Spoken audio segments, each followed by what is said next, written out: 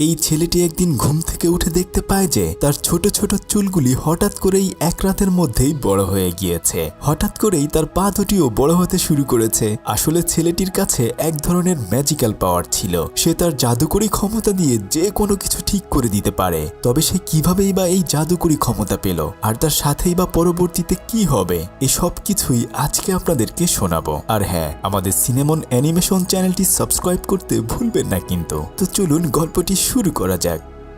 Harrison নামক একজন বিজ্ঞানী নিজের জীবন বাঁচানোর জন্য বনের ভেতর দিয়ে দৌড়াচ্ছে, আর কয়েকজন লোক তাকে ধরার জন্য পিছন পিছন তাড়া করছে। জীবন বাঁচানোর জন্য সে পাথর বেয়ে উপরে উঠে আসলেও কয়েকজন লোক হেলিকপ্টার নিয়ে তাকে ধরার জন্য চলে এসেছে।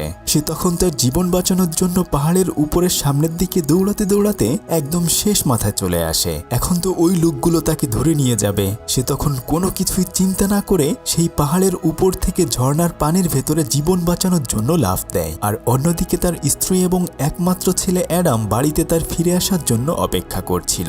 ছোট্ট ছেলে অ্যাডাম তার বাবার ছবি দেখে বাবা বাবা বলে ডাকতে থাকে, কিন্তু তার বাবা আর ফিরে আসে না। এভাবেই ঠিক 12টা বছর পেরিয়ে যায়। অ্যাডাম এখন অনেকটা বড় হয়ে গেছে। সে স্কুলের ক্লাসরুমে চুপচাপ বসেছিল, আর ঠিক তখনই টনি সহ আরো কয়েকজন দুষ্টু ছেলে চুইংগাম খেয়ে তার মাথায় লাগাতে থাকে।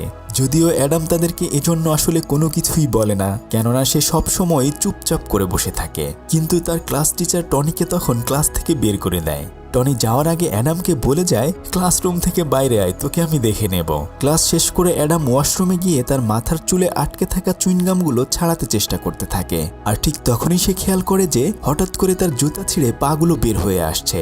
ছোট ছোট পাগুলো বড় হতে শুরু করেছে। সে তখন অনেক চেষ্টা করেও কোনোভাবেই তার পা আর জুতার ভেতরে ঢুকাতে পারছিল না। এভাবে বাইরে গেলে তো সবাই তাকে নিয়ে হাসাহাসি করবে, তাই সে তার বড় পা লুকানোর জন্য টিস্যু দিয়ে বেঁধে বাইরে বের হয়ে আসে। কিন্তু তবুও তাকে দেখে সবাই হাসাহাসি করে। আর ঠিক তখনই সে হঠাৎ করে অনেক দূরের কথাগুলো শুনতে পায়। সে আসলে বুঝতেই পারে না যে তার সাথে কি হচ্ছে, তাই সে ওখান থেকে দৌড়ে বাস্কেটবল গ্রাউন্ডে চলে আসে। আর ঠিক তখনই টনি সহ তার বাকি বন্ধুরা তাকে জ্বালাতন করার জন্য চলে আসে। টনি তার দিকে বাস্কেটবল ছুঁড়ে মারলে অ্যাডামের নাকে লেগে সে ব্যথা পায়, তবে সে কাউকে কোনো কিছুই বলে না। এরপর টনি তার কাছ থেকে তার স্কুল ব্যাগটি নিয়ে যায়। সে অনেক চেষ্টা করতে থাকে তাদের কাছ থেকে তার ব্যাগটি নেওয়ার জন্য, কিন্তু টনি তার স্কুল ব্যাগটি বাস্কেটবলের ঝুড়িতে ফেলে দেয়। যাই হোক, সে বাড়িতে ফিরে আসলে তার মা তার নাকে মুখে দাগ দেখে জিজ্ঞেস করে যে স্কুলে কি হয়েছে তোমার সাথে। কিন্তু অ্যাডাম তখন বলে, আমি বন্ধুদের সাথে বাস্কেটবল খেলতে গিয়ে একটু ব্যথা পেয়েছি। আসলে অ্যাডাম খুবই ভালো মনের একজন মানুষ ছিল। যদিও তার মা এসব কিছুই বুঝে ফেলে, তখন তার মা দেখে যে তার চুলে অনেক অনেক চুইংগাম লাগানো রয়েছে, তাই সে তখন কাঁচি দিয়ে তার চুলগুলো ছোট করে দেয়। ভদ্র ছেলের মতো অ্যাডাম রাতের বেলায় ব্রাশ করে ঘুমিয়ে পড়ে। আর ঠিক সকাল 7টা বাজার সাথে সাথে তার ঘড়ির অ্যালার্মে ঘুম ভাঙলে সে ঘুম থেকে উঠে আয়নার সামনে গিয়ে দেখে যে তার সেই গতকালকে কাটা ছোট ছোট চুলগুলো এক রাতের মধ্যেই অনেক বড় হয়ে গেছে। তাই সে তখন আবার নিজে নিজে তার চুলগুলো ছোট্ট করে কেটে ফেলে। আর ঠিক তখনই তার মা তাকে ডাকতে থাকে, কিন্তু সে তার মাকে বলে, তুমি একটু অপেক্ষা করো, আমি নিচে আসছি। এই বলে সে তার চুলগুলো খুব দ্রুত করে কেটে একটা টুপি মাথায় পরে বাইরে বের হয়ে আসে। আর তখনই তার মা ওই টুপি দেখে একটু ইমোশনাল হয়ে যায়, কেননা ওই টুপিটা তার বাবার ছিল। তখন অ্যাডাম তার মাকে সরি বলে, কেননা সে জানতো না যে এটা আসলে তার বাবার টুপি ছিল। তার মা তখন তাকে বলে, তোমাকে এই টুপিতে অনেক বেশি সুন্দর লাগছে। তবে টুপি খোলার সাথে সাথে তার এমন চুল কাটা দেখে তার মা তাকে বলে, আমি কি গতকাল তোমাকে এভাবে চুল কেটে দিয়েছিলাম?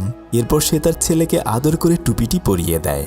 কিছুক্ষণ পরে অ্যাডাম টিফিন নিয়ে স্কুলে চলে যায়। অন্যদিকে তাদের শহরে হেয়ারকো নামে একটা কোম্পানি রয়েছে। ওই কোম্পানির মালিক অনেক দিন ধরে মানুষের টাক মাথায় কিভাবে চুল গজানো যায় এটা নিয়ে গবেষণা করে আসছে। তাদের কোম্পানি ভিজিট করার জন্য তখন আরও কয়েকজন মানুষ আসে। তখন ওই কোম্পানির মালিক তাদেরকে বলতে থাকে যে মানুষের সৌন্দর্য চুলের উপর অনেক বেশি নির্ভরশীল। যদি আমরা টাক মাথায় চুল গজানোর এই পদ্ধতিটা আবিষ্কার করতে পারি, তাহলে আমাদের কোম্পানি কোটি কোটি টাকা ইনকাম করতে পারবে। তবে এটা প্রমাণ করার জন্য তখন একজন মানুষের উপর তারা এক্সপেরিমেন্ট চালায়। একটা ইনজেকশন দেওয়ার সাথে সাথে হঠাৎ করে তার টাক মাথায় কয়েক রঙের চুল গজাতে শুরু করে। এটা দেখে তারা সবাই অনেক বেশি খুশি হয়ে যায়, কিন্তু কিছুক্ষণ পরেই তার মাথায় আগুন লেগে যায়। আসলে এখনও তাদের কোম্পানি এই এক্সপেরিমেন্টটা ঠিকঠাকভাবে করতে পারেনি। কোম্পানির মালিক তখন বাকি লোকদেরকে বলতে থাকে, তোমরা চিন্তা করো না, অল্প কিছুদিনের মধ্যেই আমরা এই প্রজেক্ট সাকসেসফুল করে ফেলবো। তারপর আমাদের কোম্পানির সুনাম সারা বিশ্বে ছড়িয়ে পড়বে। এদিকে অ্যাডাম যখন স্কুলে আসে, সে শুনতে পায় যে আসলে প্রিন্সিপাল টনিকে স্কুল থেকে বের করে দিয়েছে। টনি স্কুল থেকে বের হয়ে যাওয়ার সময় অ্যাডামকে আবার হুমকি দিয়ে যায়। প্রিন্সিপাল অ্যাডামকে রুমে নিয়ে বলতে থাকে, কখনো কারো সাথে এভাবে মারামারি করবে না। অ্যাডাম প্রিন্সিপালের টেবিলের উপর কিছু চকলেটস বিন খুঁজে পায়। সেগুলো দেখেই সে লোভ সামলাতে না পেরে চোখের পলকেই সবগুলো খেয়ে ফেলে। তখন প্রিন্সিপাল তাকে দেখে বলে, এখন তো গরমকাল, তাই তুমি টুপি পরে স্কুলে আসতে পারবে না। এই কথা শুনে যখনই সে টুপিটা খুলে, সে দেখে যে তার চুলগুলো আবার বড় হয়ে গেছে। প্রিন্সিপাল তখন বলে, কাল থেকে অবশ্যই তোমার চুল কেটে স্কুলে আসবে। এরপর সে যখন স্কুল থেকে বাড়িতে ফিরছিল, আর ঠিক তখনই টনি সহ বাকি দুষ্টু বাচ্চারা তাকে জ্বালাতন করতে শুরু করে। তাকে এটা সেটা বলতে থাকে, কিন্তু সে চুপচাপ করে রাস্তা দিয়ে হেঁটে যাচ্ছিল। তবে যখন টনি তার মাথা থেকে তার বাবার টুপিটা নিয়ে যায়, তখনই অ্যাডাম তাকে ধাক্কা দিয়ে তাদের কাছ থেকে সেই টুপিটি নিয়ে দৌড়াতে শুরু করে, কেননা এই টুপিটি তার বাবার ছিল। কিন্তু টনিদের কাছে সাইকেল ছিল, সেজন্য অ্যাডাম আসলে তাদের সাথে দৌড়ে পারছিল না। সে নিজেকে বাঁচানোর জন্য এরপর একটা কালভার্টের ভেতরে চলে আসে। আর ঠিক তখনই ওই দুষ্টু ছেলেগুলো এসে তাকে ধরে উঁচু করে আছাড় দিতে চায়। আর ঠিক সেই সময়েই অ্যাডামের গায়ে একটা আলাদা শক্তি চলে আসে। সে চোখের পলকে তাদেরকে বোকা বানিয়ে দৌড়ে বাড়িতে চলে আসে। তবে ওই ছেলেগুলো ছিল খুবই বজ্জাত। তারা তখন তার বাড়ির সামনে এসে তাদের জানালায় ঢিল ছুঁড়ে মারে। আর ঠিক তখনই তাদের জানালার কাঁচগুলো ভেঙে যায়। এগুলো দেখলে তো তার মা তাকে আবার হয়তো বকা দিবে, তাই সে তখন ওই ভাঙা কাঁচগুলো পরিষ্কার করার সময় সে ছোট্ট একটা বক্স খুঁজে পায়। সে সেই বক্সের ভিতর দেখে যে সেখানে তার বাবার অনেক চিঠি রয়েছে। সে সারাদিন ওই চিঠিগুলো বসে বসে পড়তে থাকে। রাতের বেলায় যখন তার মা বাড়িতে ফিরে আসে, তখন সে তার মাকে জিজ্ঞেস করে, যদি আমার বাবা মারাই গিয়ে থাকে, তাহলে এই চিঠিগুলো কে পাঠিয়েছে, আর তুমি কেনই বা আমাকে এতদিন মিথ্যা বলে এসেছো? তখন তার মা তাকে বলে, তোমার বাবা এখনো বেঁচে রয়েছে। এই কথা শুনে সে তার মাকে বলে, তুমি আমাকে এতদিন মিথ্যা কথা বলেছ, আমি তোমাকে একটুও ভালোবাসি না। এই বলে সে অভিমান করে নিজের রুমে এসে চুপচাপ শুয়ে থাকে। আর অন্যদিকে তার মা তার এই কথায় কষ্ট পেয়ে মন খারাপ করে বসে থাকে। তবে অ্যাডাম ওই চিঠিগুলোর ভেতরে একটা ঠিকানাও খুঁজে পেয়েছিল, তাই সে রাতের বেলায় চুপি চুপি তার স্কুল ব্যাগটা নিয়ে সেই ঠিকানায় যাওয়ার উদ্দেশ্যে বেরিয়ে পড়ে। বাইরে বের হওয়ার সাথে সাথেই বৃষ্টি শুরু হয়ে যায়। তার কাছে আসলে কোনো টাকা পয়সা ছিল না, তাই সে তখন একটা ট্রাক ড্রাইভারকে বলে তাকে লিফট দেওয়ার জন্য। আসলে ওই ট্রাক ড্রাইভারও ওই ঠিকানার দিকেই যাচ্ছিল, তাই তারা দুজন গল্প করতে করতে সামনের দিকে আগাতে থাকে। অন্যদিকে বাড়িতে তার মা তাকে দরজায় নক করলে দেখে যে অ্যাডাম আসলে বাড়ি থেকে পালিয়ে গিয়েছে। এদিকে অ্যাডাম প্রায় 100 কিলোমিটার পথ পাড়ি দিয়ে সেই ঠিকানায় চলে আসে। আসলে এটা একটা গহীন জঙ্গল ছিল। সে তখন ওই জঙ্গলের ভেতর দিয়ে একা একা হাঁটতে থাকে এবং তার বাবাকে খুঁজতে শুরু করে।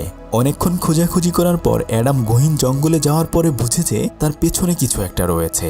তখন সে একটা পাথর তুলে ওদিকে ছুঁড়ে মারে। এরপর সে ভয়ে ভয়ে ওখান থেকে দৌড়াতে থাকে, কিন্তু কিছুক্ষণ পরেই একটা ফাঁদে তার পা আটকে যায়। সে তখন উপর থেকে ছিটকে এসে রাস্তার উপরে পড়ে। ওখান দিয়েই আরেকজন ট্রাক ড্রাইভার তার গাড়ি নিয়ে যাচ্ছিল।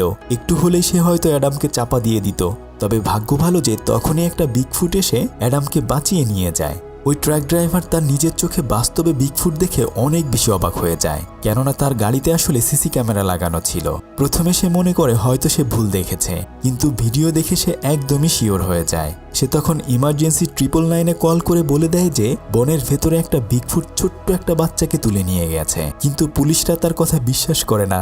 এরপর সে একটা পত্রিকায় কল করে এই কথা জানিয়ে দেয়, আর সেই ছবি সহ পত্রিকাতে সেটা নিউজ হয়ে যায়। এই নিউজটা সেই এয়ারকো কোম্পানির মালিকের চোখে পড়ে। তখন সে বলতে থাকে, আমি মনে করেছিলাম 10 বছর আগেই সে মারা গিয়েছে, কিন্তু সে এখনো বেঁচে রয়েছে। তবে যেভাবেই হোক না কেন আমরা ওই বিগফুটটাকে খুঁজে বের করব।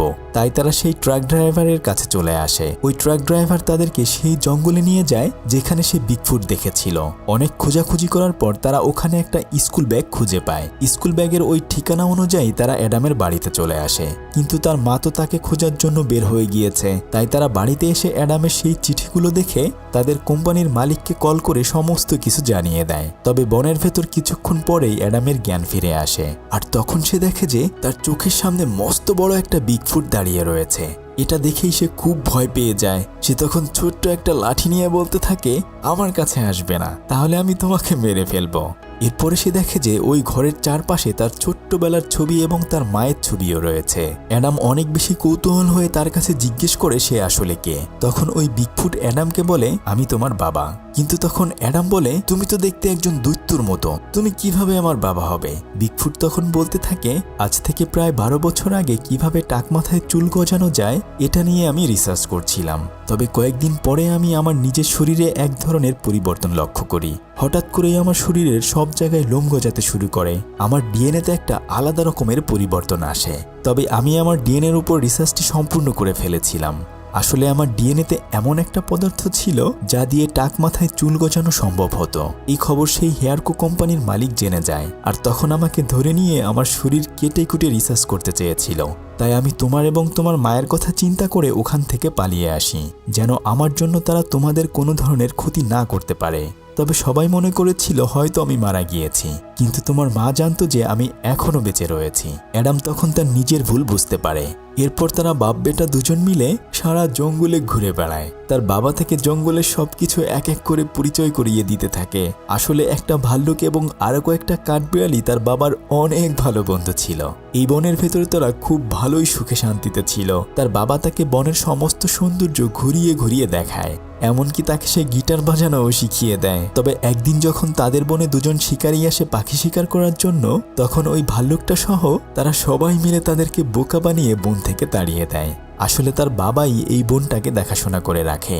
অন্যদিকে তার মা বুঝে ফেলে যে অ্যাডাম নিশ্চয়ই ওই জঙ্গলে তার বাবার সাথে দেখা করতে গিয়েছে। যখন সে ওখানে আসে তখন সেই কোম্পানির লোকগুলো তাকে ধরে নিয়ে যায়। তখন ওই কোম্পানির মালিক তার কাছে জানতে চায় যে তার হাজবেন্ড কোথায় রয়েছে। কিন্তু তখন অ্যাডামের মা বলে, আমার হাজবেন্ড তো আরো 10 বছর আগেই মারা গিয়েছে। তখন সে তাকে সেই পত্রিকার ছবিটি দেখিয়ে বলে, নিশ্চয়ই এই বিগফুট তোমার হাজবেন্ড, আর যে ছেলেটিকে বাঁচিয়েছে ওই ছেলেটাও তো তোমারই, তাই না? তখন সে আর কোনো উত্তর দিতে পারে না। তখন সে বলে, তবে নিশ্চয়ই তোমার ছেলেকে ধরতে পারলে অবশ্যই তোমার হাজবেন্ড এমনি এমনি আমাদের হাতে ধরা দিবে। এরপর তাকে ধরার জন্য তারা বুদ্ধি করে অ্যাডামের মিসিং পোস্টার লিখে সারা শহর জুড়ে ছড়িয়ে দেয়। আর দুটো কাঠবিড়ালি এই পোস্টারটা দেখে ফেলে। একটু পরে দেখা যায় যে সেই কোম্পানির মালিক অ্যাডামের মাকে ধরে নিয়ে যাচ্ছে। অন্যদিকে বনের ভেতরে অ্যাডামের বাবা তার জন্য স্যুপ বানিয়ে দিচ্ছিল। আর ঠিক তখনই কাঠবিড়ালি দুটি এসে তাকে খবর দেয় যে তোমার ওয়াইফকে শয়তানরা তুলে নিয়ে গেছে। কিছুক্ষণ পর কোম্পানির মানুষজন ওই বাগানের ওখানে চলে আসে। তখন অ্যাডাম বলে, হয়তো ওরা আমাকে খুঁজে পেলে আর মাকে কোনো কিছুই বলবে না। তাই সে তার বাবার নিষেধ করা সত্ত্বেও দৌড়ে তাদের কাছে গিয়ে নিজেকে ধরা দেয় এবং তার মায়ের সাথে গিয়ে দেখা করে। তখন সে তার মাকে বলতে থাকে, মা আমাকে প্লিজ মাফ করে দাও, আমি তোমাকে ভুল বুঝে এখানে চলে এসেছিলাম। এরপর সে চুপি চুপি বলে, আমি বাবাকে দেখেছি। তখন তার মা বলে, আস্তে, এই কথা জোরে বলো না। কিন্তু তাদের রুমের অপর পাশ থেকেই ওই কোম্পানির মালিক তাদের এই সমস্ত কথা স্পিকারে শুনে ফেলে। আর কিছুক্ষণ পরে এসে সে অ্যাডামকে একটা গাড়িতে করে অন্য জায়গায় নিয়ে যায় এবং তাকে জিজ্ঞেস করতে থাকে তার বাবা কোথায় রয়েছে। কিন্তু অ্যাডাম কোনো কিছুতেই তার মুখ খুলতে চায় না। তখন সে ওই বনে আগুন লাগিয়ে দেয় এবং অ্যাডামকে গাড়ির ভেতরে লক করে সেই আগুনের দিকে গাড়িসহ ধাক্কা মেরে দেয়। অ্যাডাম অনেক চেষ্টা করে ওই গাড়ির ভেতর থেকে বের হতে পারে না। তার গাড়িটা সোজা গিয়ে একটা গাছের সাথে ধাক্কা খেয়ে আগুন ধরে যায়। তখন ধোঁয়ায় তার দম বন্ধ হয়ে আসছিল। আর ঠিক তখনই তার বাবা বিগফুট এসে তাকে নিয়ে ওখান থেকে পালাতে যায়। আর ঠিক ওই মুহূর্তে কোম্পানির মালিক এসে তার বাবাকে ইঞ্জেকশন দিয়ে অজ্ঞান করে ফেলে। আসলে বিগফুটকে ধরার জন্য এটাই তার একটা চালাকি ছিল। সে তার বাবাকে ধরে তখন অনেক কান্না করতে থাকে, কিন্তু তার বাবা ওখানে জ্ঞান হারিয়ে ফেলে। ঠিক তখনই পড়ে যাওয়া একটা বিশাল বড় গাছ তাদের উপরে এসে পড়ছিল। তবে কপাল ভালো ভাল্লুকটা এসে অ্যাডামকে তখন বাঁচিয়ে নেয় এবং বাকি লোকজন অ্যাডামের বাবাকে ওখান থেকে ধরে নিয়ে যায়। হেলিকপ্টারে করে তাদেরকে উড়িয়ে ওখান থেকে সেই কোম্পানির ল্যাবে নিয়ে আসা হয়। তখন তাকে এক্সপেরিমেন্ট করার জন্য পরীক্ষা শুরু করে দেওয়া হয়। কিন্তু বিগফুট আসলে ওখান থেকে চাইলেও বের হতে পারবে না, কেননা তার ছেলে এবং স্ত্রী এখনও তাদের হাতে রয়েছে। তাই সে কোনো কিছুই না বলে চুপচাপ বসে থাকে। আর একটু পরে তার ডিএনএ সংগ্রহ করে সেই টাকমাথার মানুষের উপর এক্সপেরিমেন্ট করলে দেখা যায় যে অল্প কিছুক্ষণ পরেই তার মাথায় চুল এবং দাড়ি গজাতে শুরু করেছে। তাদের এক্সপেরিমেন্ট এবার সফল হয়ে যায়। অন্যদিকে অ্যাডাম ভাল্লুক এবং কাঠবিড়ালিদেরকে বলতে থাকে, যেভাবেই হোক না কেন আমরা গিয়ে আমার বাবাকে বাঁচিয়ে আনবো। সমস্ত প্রাণীগুলো তখন তাকে সাহায্য করার জন্য রাজি হয়ে যায়। তারা তখন খুব তাড়াতাড়ি বুদ্ধি করে ওই কোম্পানির গাড়ির উপরে কোনো মতে চড়ে বসে। আর কয়েক ঘন্টা পরেই সেই কোম্পানির ল্যাবে তারা পৌঁছে যায়। যদিও তাদের ল্যাবটি অনেক হাই সিকিউরিটি ছিল, কিন্তু সবার চোখ ফাঁকি দিয়ে তারা একটু একটু করে ওখানে চলে আসে। এরপর অ্যাডাম তার ক্ষমতা ব্যবহার করে কোথায় কোথায় সিসি ক্যামেরা রয়েছে এ সব কিছু দেখে নেয়।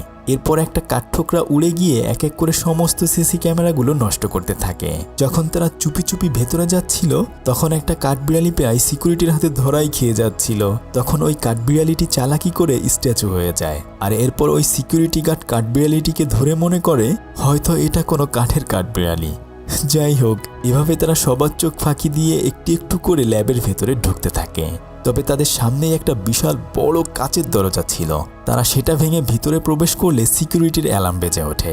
অন্যদিকে সিসি ক্যামেরা ঠিক করার জন্য সিকিউরিটি গার্ডগুলো তাদের মেশিন চেক করতে শুরু করে। তখন ওই ভাল্লুকটা গিয়ে সিসি ক্যামেরা যে রুম থেকে নিয়ন্ত্রণ করা হচ্ছিল সেই রুম ভেঙে প্রবেশ করে। অ্যাডাম দেখে যে তার বাবাকে একটা ল্যাবের ভেতরে ঝুলিয়ে রাখা হয়েছে।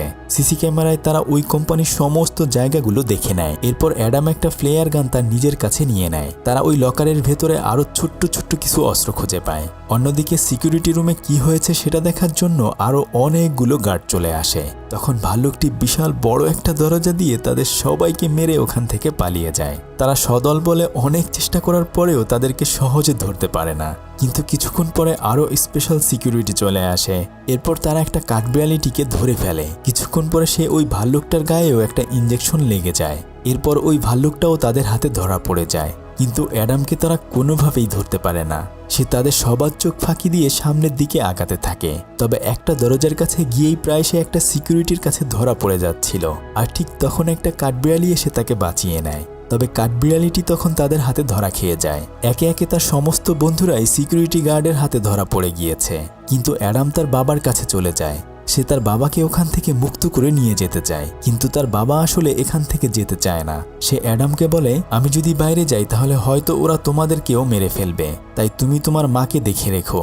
এই বলে সে তার ছেলেকে ওখান থেকে চলে যেতে বলে। অ্যাডাম তার বাবাকে ছেড়ে আসতে না চাইলেও তখন সে মন খারাপ করে বাইরে বের হয়ে আসে। কিন্তু এভাবে তো চলে গেলে চলবে না, কেননা তার বন্ধুদেরকেও তো মুক্ত করতে হবে। তাই সে তখন বুদ্ধি করে অ্যালার্ম বাজিয়ে দিয়ে সমস্ত সিকিউরিটি গার্ড সহ ওই কোম্পানির মালিককে একটা রুমে আটকে ফেলে।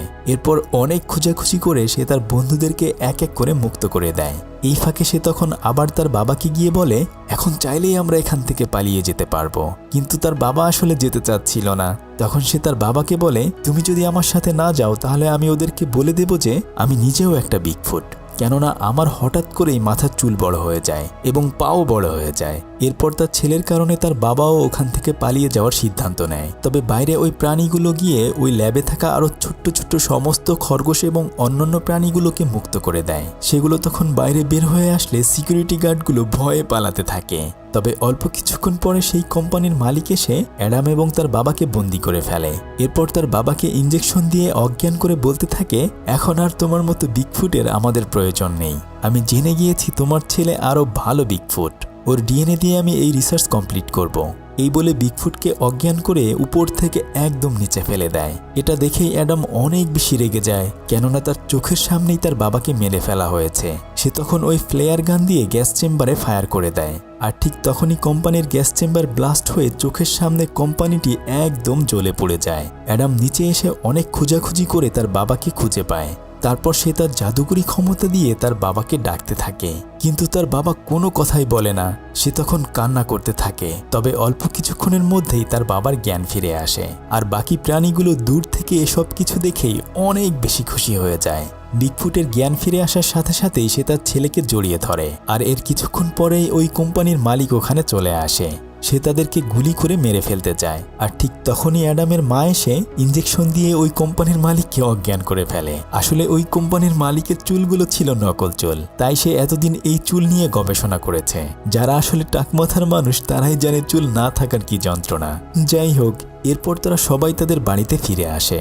এখন ওই বাড়ির ভেতরে অ্যাডাম তার বাবা মা এবং তার বন্ধু প্রাণীগুলোর সাথে তারা বাস করতে থাকে। আর এর কয়েকদিন পরে যখন সে স্কুলে যায়, আর ঠিক তখনই টনি সহ বাকি বাচ্চারা তাকে জ্বালাতন করতে আসে। আর ঠিক তখনই ওই ভাল্লুকটা গিয়ে তাদেরকে ভয় দেখিয়ে ওখান থেকে তাড়িয়ে দেয়। ঠিক এমনই এই ছোট্ট মেয়েটির কাছেও একটা ম্যাজিক্যাল পাওয়ার ছিল। সে হাত দিয়ে যাই ধরতো না কেন সেটাই বরফে পরিণত হয়ে যেত। তবে পরবর্তীতে একদিন তার এই জাদুকরী শক্তি তার জীবনের জন্য কাল হয়ে দাঁড়ায়। সেই অসাধারণ গল্পটি দেখতে চাইলে স্ক্রিনে থাকা আমাদের এই ভিডিওটি দেখুন। এতক্ষণ আপনাদের সাথে ছিলাম আমি সাদি। সবাই ভালো থাকুন, ফিরছি কয়েকদিনের মধ্যেই নতুন কোনো ভিডিও নিয়ে। আল্লাহ হাফেজ।